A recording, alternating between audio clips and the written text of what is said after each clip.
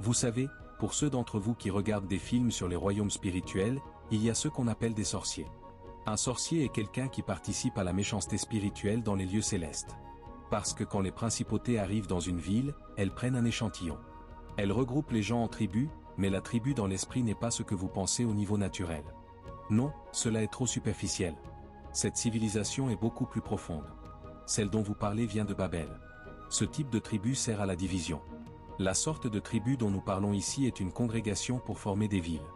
Et donc, quand les principautés arrivent, elles vérifient votre texture spirituelle. Si vous êtes prophétique, cela signifie que vous pouvez capter des signaux dans l'esprit. Vous êtes dans une tribu, et quand vous regardez ceux qui parlent ce langage, l'une de vos plus grandes faiblesses sera la luxure et l'immoralité. Alors ce que la principauté fera, c'est qu'elle vous montrera des images. Tout cela sert à vous convoquer, parce que la convocation est un son inaudible, mais vous l'entendrez, vous qui êtes appelés. Et quand vous retournez à l'Apocalypse, vous verrez les gens qu'ils appellent. Ce n'est pas tout le monde qui vient, parce qu'il y a 3 sortes de personnes qui viennent. Si vous étudiez Apocalypse 2 verset 27, les premières personnes qui viennent sont celles qui entendent. Les deuxièmes personnes qui viennent sont celles qui testent. Les troisièmes personnes qui viennent sont celles qui sont volontaires. Ce n'est pas tout le monde qui entre dans la convocation. Et donc, quand une principauté vous convoque, elle vérifie la spécificité de votre ADN spirituel, et quand elle le trouve, elle utilise un outil pour vous attirer. Alors quand vous êtes attiré et que vous venez, il vous équipe ensuite et vous envoie comme sorcier afin que vous puissiez façonner une ville. C'est pourquoi vous avez un homme qui ouvre un bordel, et dans ce seul bordel, 1000 vierges sont déflorées. Il a fait son travail. Et quand ces vierges sont déflorées, il les envoie dans la ville, et elles entrent dans la ville pour briser les foyers et pour envoyer des maladies dans la ville. Et vous ne le saurez pas. Vous pensez que c'est en portant une cravate et en prêchant un sermon solide. Non. Ce sont des fonctionnaires qui sont recrutés et envoyés pour créer de la corruption dans la ville. Et parce que c'est la voix de Dieu qui est imitée dans les ténèbres, Dieu est toujours dans l'affaire d'appeler des hommes. Et donc, quand Dieu commence à convoquer, la première chose qui se passe, c'est qu'il cherche un type particulier de personnes. Et le premier groupe de personnes qu'il cherche sont ceux qui entendent, parce que quand il vous a créé avec ses facultés. C'est pourquoi j'ai dit que quand la trompette fait un son inhabituel, quand nous nous préparons pour la bataille, la façon dont vous entendez que quelqu'un est appelé n'est pas par un son ordinaire. Le langage que vous entendez s'appelle un fardeau. Un fardeau. Un fardeau est plus fort qu'un cri. Et donc, quand l'esprit et l'épouse commencent à appeler dans les jours de quelqu'un, vous découvrirez que certains types d'hommes deviendront agités, même s'ils ne savent pas pourquoi. Ils se réveilleront et diront, « Non, pourquoi y a-t-il de la corruption dans cette ville ?» La question que vous posez est une convocation. Certains se lèveront et diront, « Non, pourquoi y a-t-il de la corruption dans l'Église ?» C'est une convocation, parce que les anciens se sont rassemblés au-delà des étoiles. Ils cherchent des messagers qu'ils enverront pour coloniser à nouveau. Et donc Moïse était en Égypte pendant de nombreuses années. Il n'était pas préoccupé. Les reines, les princesses et les servantes le courtisaient et le choyaient.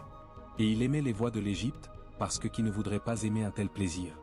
Dans une civilisation où tout le monde lutte, tu viens simplement au fleuve, tu te tiens là, ils te lavent, te nettoient, te préparent, et quand ils ont terminé, tu marches, tu t'assois à la table du roi, tu manges un bon repas et tu te promènes dans la ville. Un de ces jours, il se promenait et un fardeau le frappa. Il ne savait pas ce qui s'était passé. Il allait simplement voir comment Israël était manipulé et marginalisé, comme d'habitude. Et pendant qu'il marchait encore, un fardeau tomba sur lui. Il entendit un son, et à partir de ce jour, il perdit sa paix. Mais vous savez, il ne savait pas que ce fardeau n'était pas un appel à l'activité, parce que la plupart du temps, quand nous ne comprenons pas, quand un fardeau vient, nous entrons dans l'activité.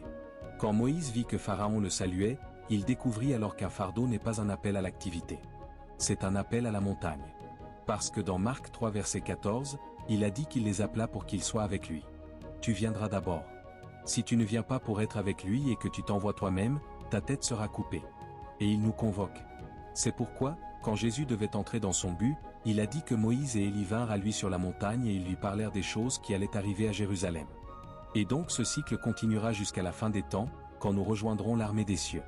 Nous deviendrons une partie de l'épouse. Vous savez que l'Église sur terre est l'épouse. Mais cette épouse sur terre a des taches et des rides. L'épouse qui appelle est l'épouse qui est revêtue des vêtements de justice. Elle s'aligne avec le Saint-Esprit et elle convoque une génération. Il convoque, et quand nous sommes convoqués, nous sommes équipés.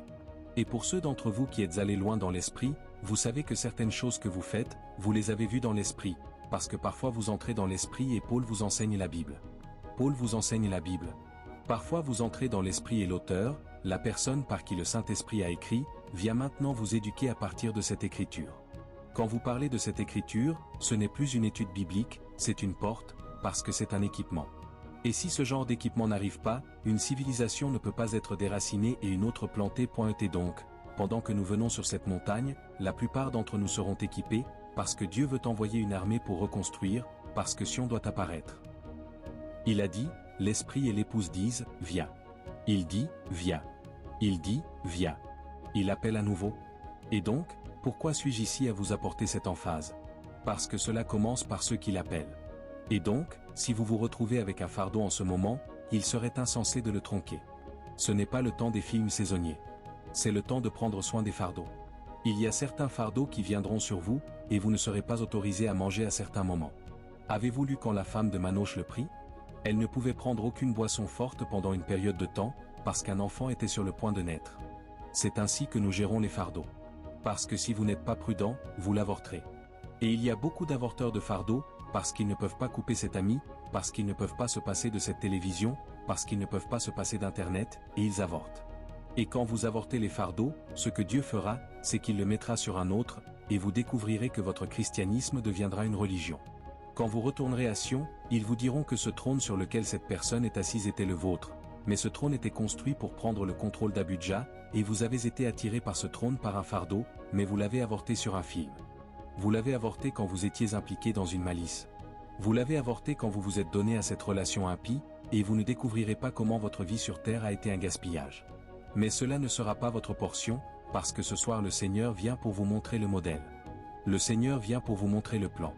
Le Seigneur vient pour vous montrer le protocole. Et comme les guerres prophétiques sont déjà montées, beaucoup parmi nous sont convoqués et des grâces reposeront sur nous. Vous savez, certains temps sont des temps effrayants, parce que tous les temps ne sont pas les mêmes dans l'esprit. Il y a certaines saisons qui déterminent les 40 prochaines années. Et donc ce sont ce genre de saisons kéro que Dieu convoque les hommes. Mais il y en a beaucoup qui ne sont pas enseignés. Il y en a beaucoup qui avortent. Ils avortent les fardeaux. Et après avoir avorté le fardeau, ils commencent à faire de la religion pendant 40 ans. Voyez, ce n'est pas tout ce que le Messie gère, parce que quand la saison se ferme, il n'y a plus rien que le Messie puisse faire. La seule chose que le Messie fera, c'est que vous deviendrez partie de ceux qui suivront les brebis. Mais ceux qui seront les commandants de cette génération, la fenêtre s'est fermée. C'est pourquoi, quand l'arche de Noé s'est fermée, il n'y avait plus de miséricorde. La clé est montée au ciel. Nous n'avons pas été correctement enseignés. On nous a enseigné la miséricorde de Dieu. Mais ce que nous ne savons pas, c'est qu'il y a quelque chose qu'on appelle le jugement de Dieu. Cela est selon la justice, la droiture et l'équité. Le message que Dieu nous donne maintenant, c'est que Dieu nous convoque à nouveau. Et certains d'entre nous sont porteurs de fardeaux. Certains d'entre nous sont porteurs de faim, et certains d'entre nous, Dieu a brisé notre volonté afin que nous nous alignions.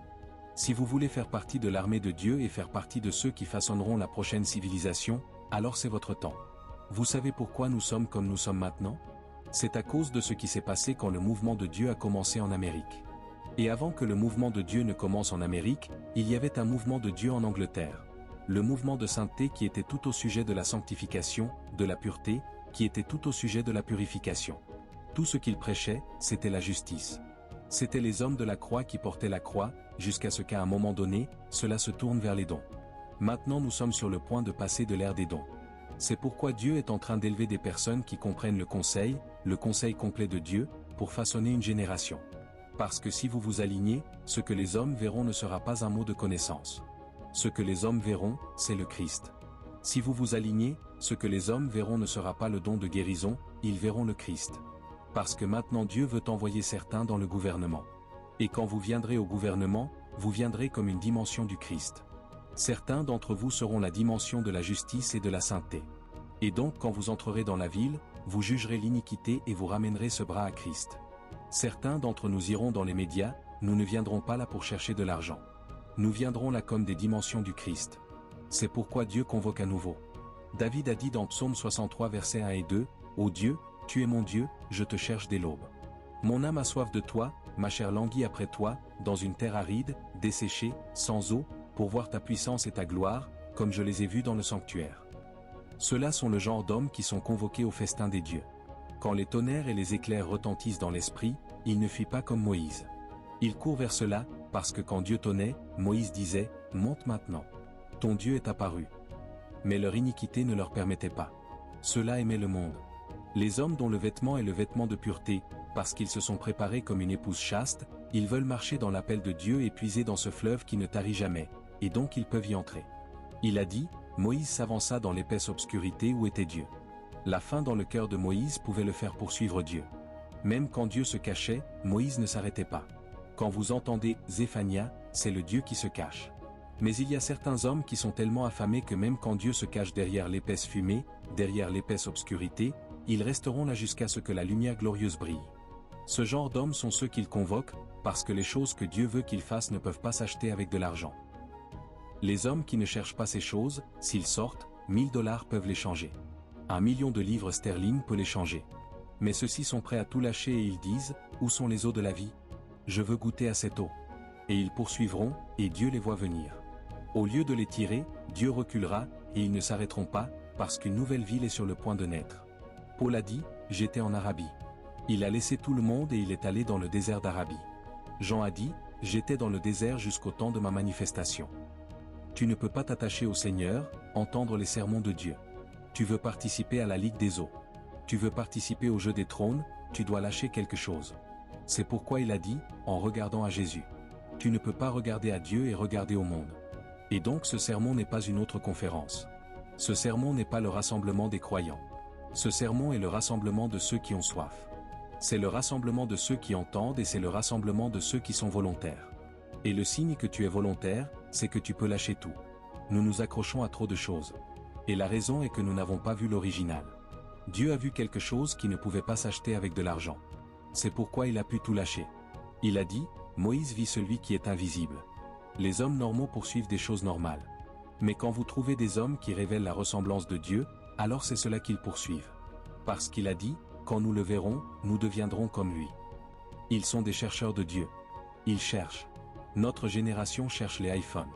Notre génération cherche des vacances sur les îles Bahamas, parce qu'on ne nous a pas raconté les histoires des merveilles de Sion. On ne nous a pas raconté les histoires des sentiers que les pères ont parcourus. J'ai entendu des histoires d'hommes comme Babalola qui marchaient à travers le temps, qui marchaient à travers l'air. Mais je ne suis pas encore là, Seigneur. Que Dieu m'en garde d'être seulement un apôtre par titre. Je dois devenir un gardien des eaux. Ce sont ceux qui ont soif. Ce sont ceux qui peuvent entendre le son de l'épouse et l'esprit dira, viens. Si vous êtes partout sur Internet, vous ne pouvez pas entendre ce son. Si votre priorité est les vacances, vous ne pouvez pas entendre ce son. Si votre priorité est le travail, vous ne pouvez pas entendre ce son. Ce sont ceux qui ont soif d'autre chose. Et donc parfois ils s'interdisent de voir le soleil et ils restent simplement à l'intérieur, 7 jours, 8 jours, 20 jours, 30 jours, et vous dites, que se passe-t-il? Ils cherchent quelque chose qui est au-delà du temps. Je vous dis, 1 million de personnes peuvent se rassembler, mais l'épouse sait qu'il vient. Ils ne cherchent pas le nombre. Ils ne cherchent pas une foule. Ils cherchent ceux qui entendent et ils cherchent ceux qui ont soif. Et enfin, ils cherchent ceux qui sont volontaires.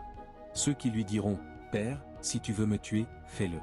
Si c'est ce que tu veux faire, je suis prêt. Ceux qui sont volontaires sont ceux qui sont capables de lâcher la parole.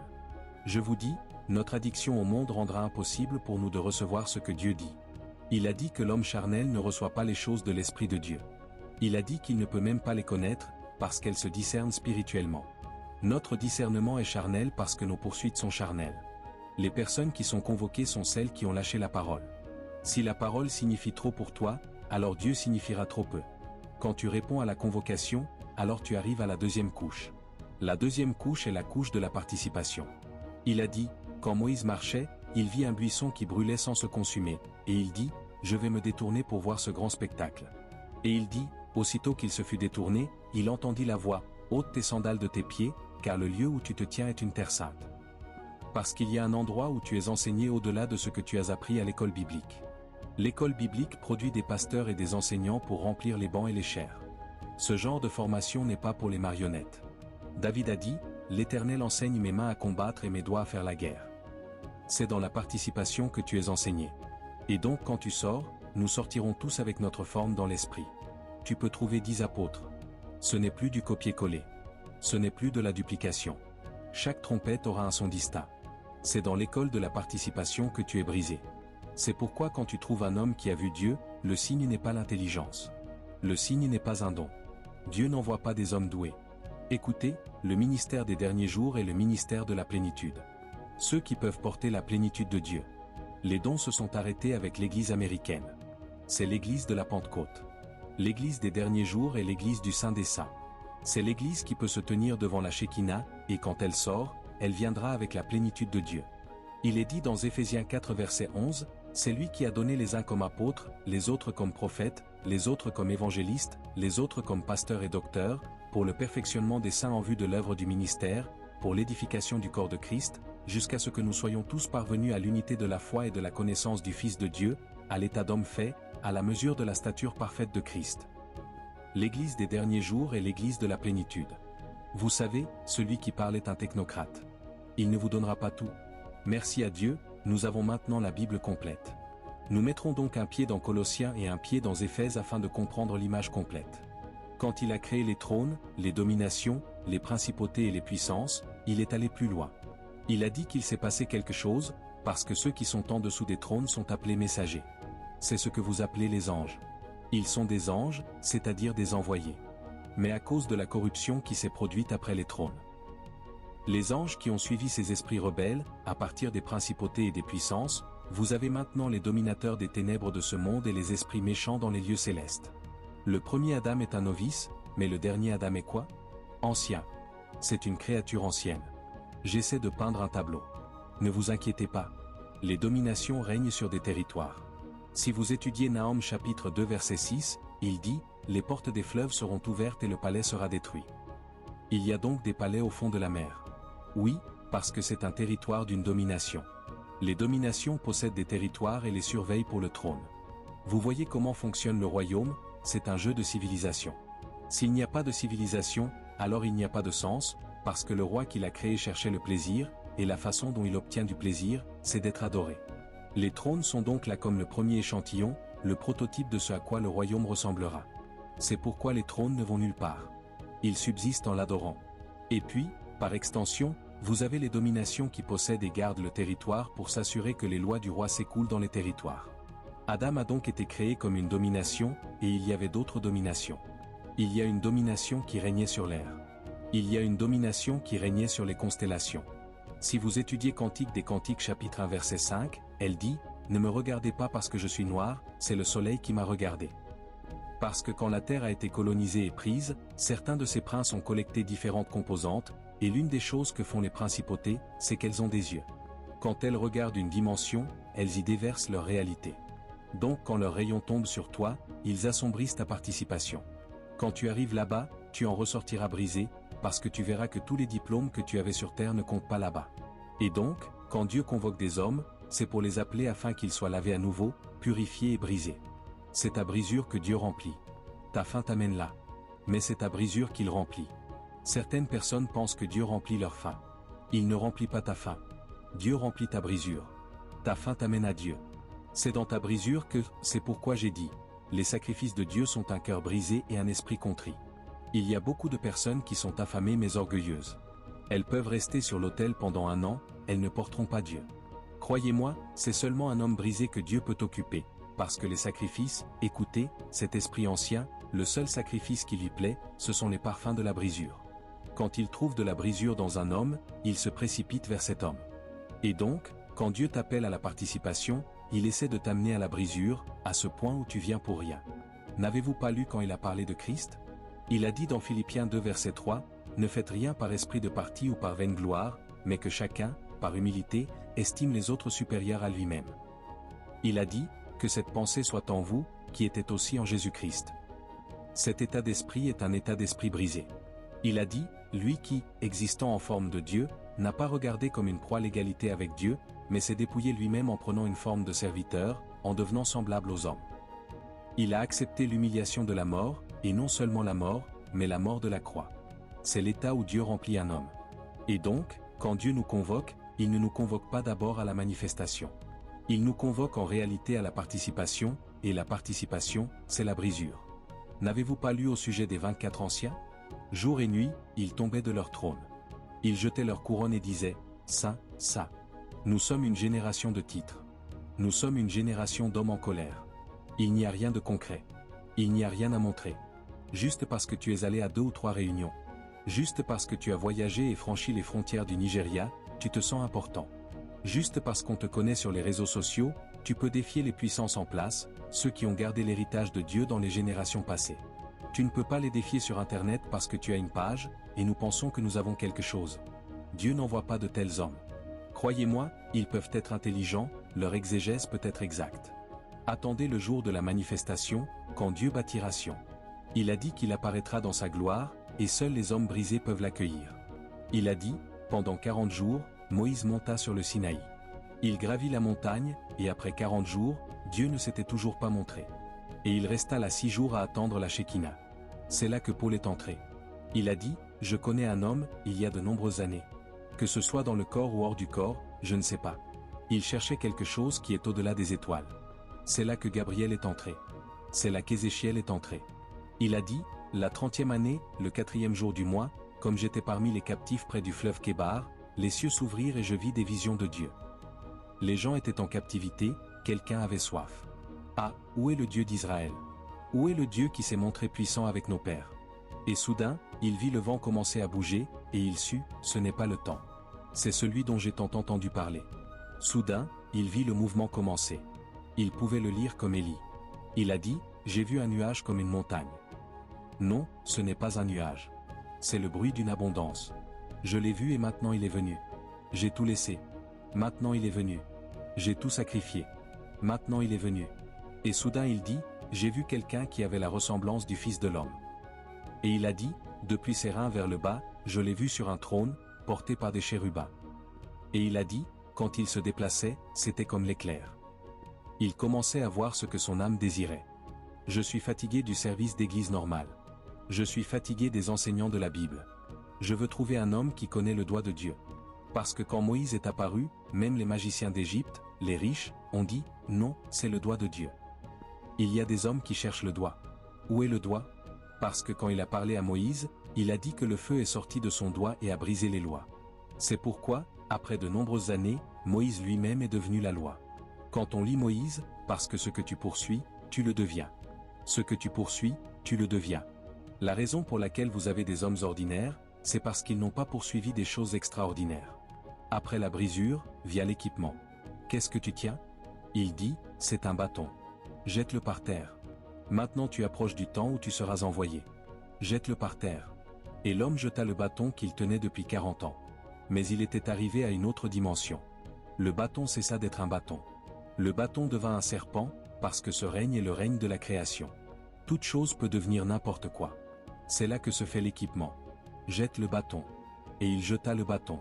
Au moment où ce bâton se transforma en serpent, il lui dit, prends-le par la queue. Et il le prit. Le bâton cessa d'être le bâton de Moïse. Il devint le bâton de Dieu, parce que tu auras besoin du bâton de Dieu pour bâtir. L'autorité d'un prophète est un bâton. C'est son sceptre. Oh mon Dieu! Je sais que vous allez enseigner là-dessus, donc pas besoin. C'est l'église où vous trouvez des gens qui ne sont pas seulement des personnes douées. Ce sont des réflecteurs de différentes dimensions du Christ. Et donc, quand tu rencontres l'homme au-delà du mot de connaissance, tu toucheras Jésus. Tu le toucheras. Si tu rencontres le chanteur, tu toucheras Jésus. Nous touchons des dons. Nous ne touchons pas Christ. Et la raison est que nous n'avons pas participé. Écoutez, quand tu viens à la participation, cela t'humiliera. N'avez-vous pas lu au sujet d'Ésaïe? Il a dit, l'année de la mort du roi Osia, je vis le Seigneur assis sur un trône très élevé, et les pans de son manteau remplissaient le temple. Cet homme était un prophète national. Les premières créatures qu'il vit s'appelaient des séraphins. Et il vit une merveille qu'il n'avait jamais vue. C'était un prophète national. Mais il était venu à la participation. Et au moment où il vit la gloire, personne ne lui dit rien. Il commença à se maudire lui-même. Il dit, malheur à moi. Je suis un homme aux lèvres impures, et j'habite au milieu d'un peuple aux lèvres impures. Et avant qu'il ne parle, il dit, l'un des séraphins prit une braise avec des pincettes sur l'autel et toucha ma bouche. Et ils lui dirent, maintenant ton iniquité est enlevée. Viens dans la participation. Vous savez, quand Jean entendit la voix des 7 tonnerres, il voulut écrire. On lui dit, non, ceci n'est pas un message. Ceci est pour ceux qui sont convoqués. Tout n'est pas enseigné. Moïse ne t'a pas dit à quoi ressemblaient les cieux. Jean ne t'a pas dit comment l'immatérialité a été cristallisée en matérialité. Ces choses-là sont réservées à ceux qui sont convoqués et qui sont autorisés à les contempler. Et donc, dans 1 Timothée chapitre 6 verset 16, Paul était celui qui a voyagé le plus profondément.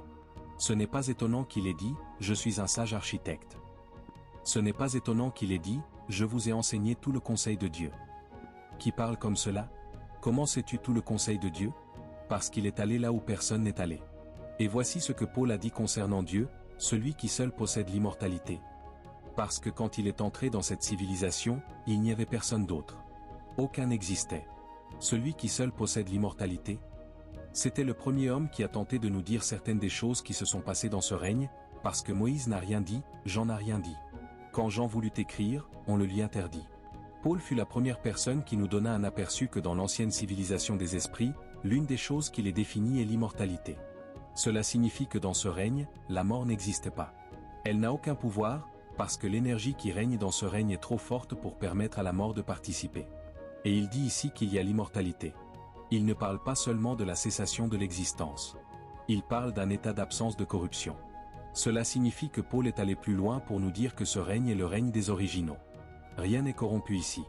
Tout ce que tu vois ici, c'est ainsi que cela sera pour toujours et à perpétuité. Et il a fait une autre déclaration. Dans cette civilisation, l'ambiance est la lumière. Il a dit, Dieu habite dans une lumière inaccessible. Ce que Paul essayait de nous enseigner ici, c'est qu'il y a quelque part au-delà du ciel, parce que si vous lisez la Bible, vous pourriez simplement supposer que Dieu est au ciel. Si Dieu est au ciel, alors l'univers est plus grand que le Créateur. C'est toi qui as donné le sujet. Si tout Dieu est au ciel, cela signifie que le ciel contient Dieu. Mais Dieu est plus grand que le ciel, parce que même le ciel est en Dieu. Donc ce que Paul nous disait ici, c'est une communauté qui est au-delà de la création. C'est une communauté qui n'a pas été créée. C'est une communauté où tu existes en toi-même, parce que Dieu est lumière et Dieu habite dans la lumière. Cela signifie que la maison de Dieu est Dieu lui-même. Parce que la façon dont Dieu existe, c'est que Dieu sort et se couvre de lui-même. Donc Dieu vit à l'intérieur de Dieu. Avant le commencement a été créé. Mais voyez, quand Dieu a voulu permettre un certain niveau de créativité, il a voulu se permettre à lui-même. Vous savez, quand vous voulez vous amuser, vous allez regarder un match de football, vous jouez au cricket, vous allez à Dubaï. Quand un Dieu veut s'amuser, ce qu'il fait, c'est qu'il déploie de la puissance, de la puissance. Donc, pendant qu'il habitait en lui-même pendant des éons, parce qu'ici il n'y a pas de temps, l'énergie ici interdit le temps, c'est pourquoi tu ne peux pas enfermer le temps dans l'éternité.